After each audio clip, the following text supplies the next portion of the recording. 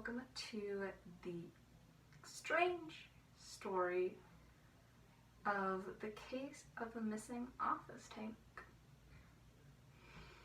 On March 1st, Miss Kelly Moore, the secretary, walked into Roanoke Catholic School's office to start another day of work, but stopped in her tracks when she saw that the fish tank, which was normally in the corner of the room, was gone. She quickly called Patrick Patterson, the school principal, and told him what had happened. He had just walked in and went to the scene to see it for himself.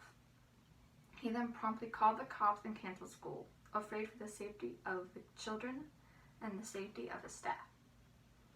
The police got to the school around 7:30 in the morning, not allowing any of the kids to enter the school as it was now an official crime scene.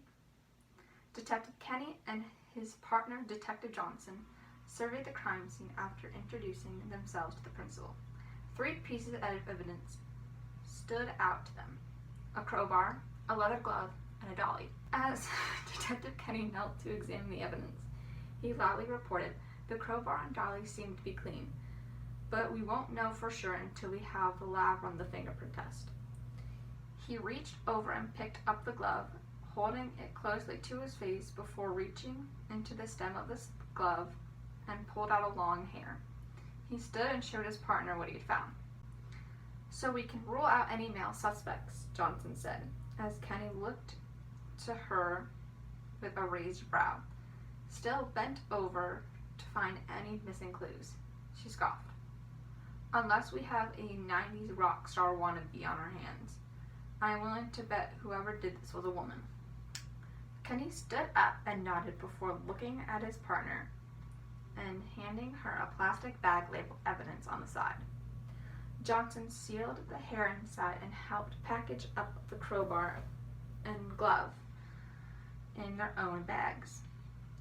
They started to head to the door when they were cut off by a frantic Mr. Patterson. "Do you know who the thief is?" Kenny shook his head. "I'm afraid not, Mr. Patterson, but fear not, my partner and I will do everything in our power to get your fish tank back. Do you know anyone who would want to steal the fish tank by any chance?" "Oh, not at all," Mr. Patterson protested. Many of the students here have contributed to the fish Not at all, Mr. Patterson protested. Many of the students here have contributed to the fish here, and it is marveled by many of our visitors. It has become so popular that we have to insert 3 more tanks since the situation first started. He paused for a moment. "These fish may seem trivial, but they are a really important part of our lives here. For our lower school students and those who work in the office, it is sad to see them go." Kenny and Johnson shared a look. They had never seen a tank of fish so important to someone before. Detective Johnson reached out and patted Mr. Patterson's shoulder. "Don't worry, we will find the fish tank. We just need to get this evidence tested so we have a place to start the investigation." The 2 held up their bags for him to see. "As for the dolly, I'll have a few of my deputies come by and pick it up later, so don't worry about moving it." Johnson kindly nodded to Mr. Patterson before taking their leave and heading back to the station. It did not take long for forensics to have results on the hair, but it was not the results that either detectives were hoping for. No match? Seriously? Kenny shook his head in disbelief and slammed the case file down on his desk. "There is no way we don't have the DNA match for this in our database." Johnson shrugged. "Maybe it's not human." "Oh, it's human, all right." Head forensic scientist Finley Ayre said. "But we have no record of the human who it belongs to in the American database. You can try running in other countries, but I'm not sure a fish tank thief is worth it." As soon as Finley walked away, Johnson leaned over and lowered her voice so only Kenny and her could hear. "I think this is more than just a simple fish tank thief. I mean, who steals something like that?" Kenny nodded in agreement. "Someone with ulterior motive," he said, leaning back in his chair. The only question is what the motive is, and who it is the one with it. Next day, on March 2nd, a letter mysteriously showed up on Detective Kenny's doorstep. The first thing he noticed was when he came into work that morning. It was sealed with wax with a letter A on it. Despite his curiosity eating him away, Kenny decided to keep it sealed until his partner showed up. Johnson walked in to find Kenny staring intently at the letter and slowly approached him because this was strange behavior for Kenny. "You finally lost it?" Johnson asked before placing her jacket on his desk. Kenny said nothing, but instead handed her the letter, still staring at his desk with a thoughtful look in his face. "What is it?" she asked, turning the letter over to study the wax seal. "I think it's a letter from our Faith," he responded. Johnson raised an eyebrow. "Did you get it tested for fingerprints?" He nodded. "No, go." Johnson sighed and looked at her partner. "I guess the only thing we can do now is open it. You ready?"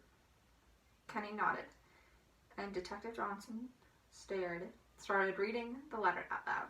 "Detectives, I'm afraid you will not find this fish tank of yours unless I allow you to. This matter does not concern you, and if you delve too deep, you will get hurt. The fish are in a safe home now, but are spread across America, so I doubt you'll be able to find them. Try not to come find the tank because I need it at the moment. And do not wish to harm either of you. Good luck trying to solve the case, but you won't find me. I'll find you. Sincerely, your thief, Amaryllis Ed." There was a long silence after Detective Johnson finished reading the letter.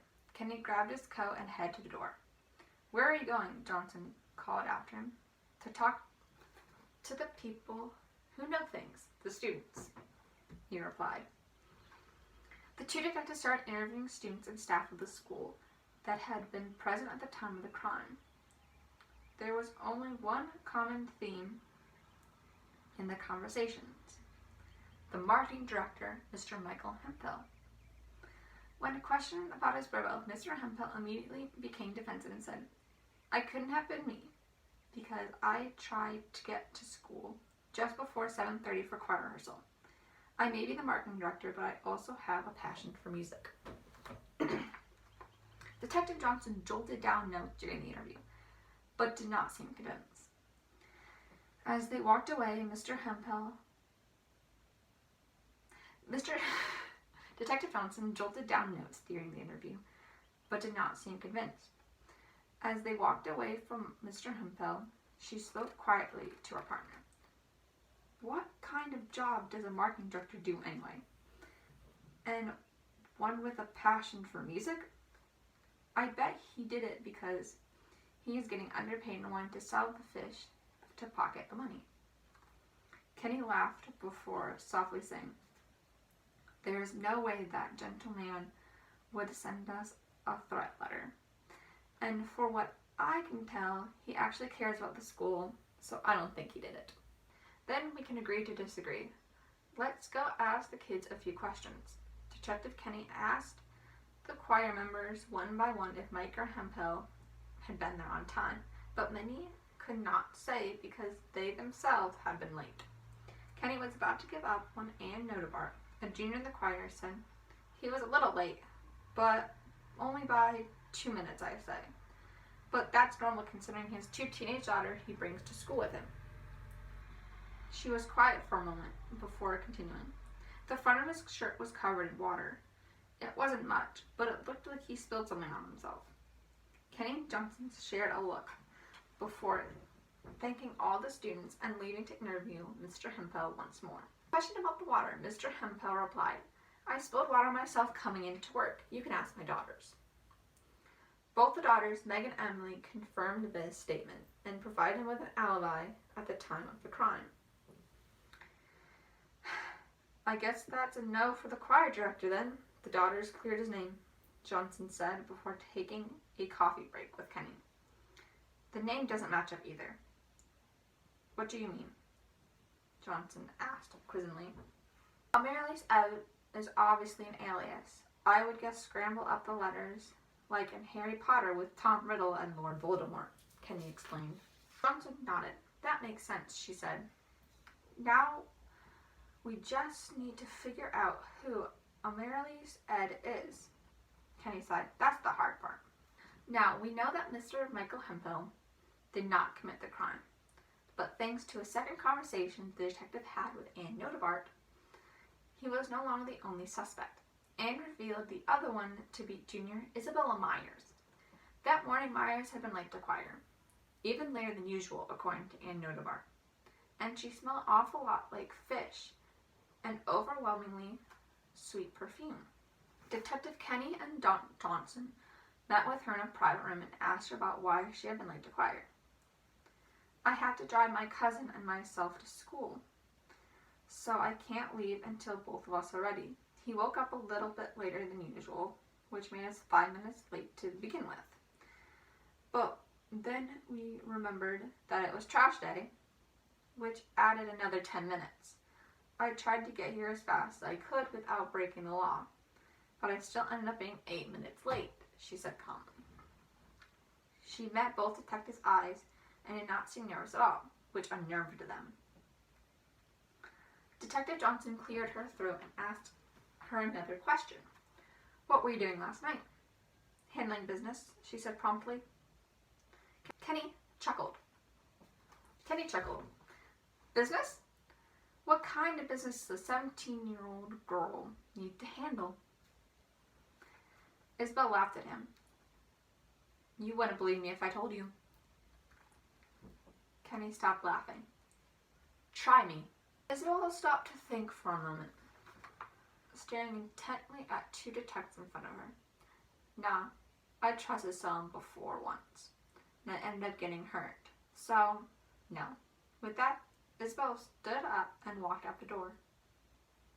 Back at the station, Kenny asked one of his deputies to pull up everything he knew about Amaryllis Ed and Isabel Myers.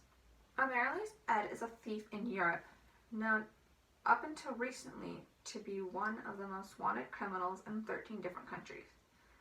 Paris eventually employed him or her, which paranoid them from all crimes. But there was nothing describing age, gender, or nationality. I guess Paris wanted to keep that one quiet. Detective Johnson spoke up when Kenny stayed silent. What about Isabella? She seems to be a good kid. Great grades, outstanding athletics, involved in several clubs. She seems to represent her school well. She had 3 brothers who were like her, but they died in a car crash along with their parents when she was 12. She went to live with her aunt and uncle in Paris for a year before they moved back to America, and has been living here ever since. It doesn't make sense, Kenny spoke up. We have a world-renowned thief and a model student as our primary suspects, but no actual lead on either. For months, the detectives have been trying to solve the case. To them, it seemed that Isabel Myers was just in the wrong place at the wrong time, but it is unheard or unseen Amaryllis Ed is likely the thief. With no evidence to pursue either, the two detectives ran in circles for months before finally finding a breakthrough. An invitation from Amaryllis Ed to meet at a local Dairy Queen in a week's time. So there you have it, the case of the missing fish tank of Roanoke Catholic School. As for who did it or why remains unknown, but if you have your own theories, feel free to message the Celtic Storm Instagram page at celtics.storm or email Mr. Michael Hemphill, Isabel Myers, or Anne Nodebart with your theories. Whoever is the closest will be featured in our next episode and might get influence in the story. Thank you all for watching.